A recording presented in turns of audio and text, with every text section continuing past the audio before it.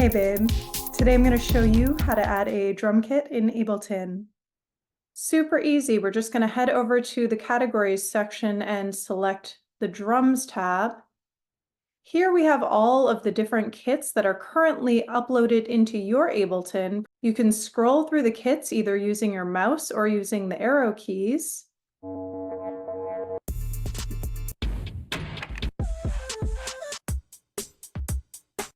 And you'll note that you hear a sample of the drum kit playing back for you. Once you find a kit that you like, there's two different ways that you can load that kit onto a MIDI track. The first way is to make sure that that kit is selected and simply drag and drop it on top of the MIDI track that you want to load it onto.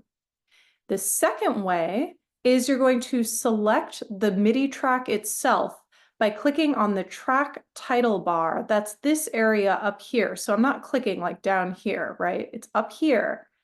Now MIDI track 2 is selected, and I can go back to the kit that I've chosen, and I'm going to double click on that kit to load it. And that's all there is to it. Thanks for joining me, and please subscribe. Ciao, babe.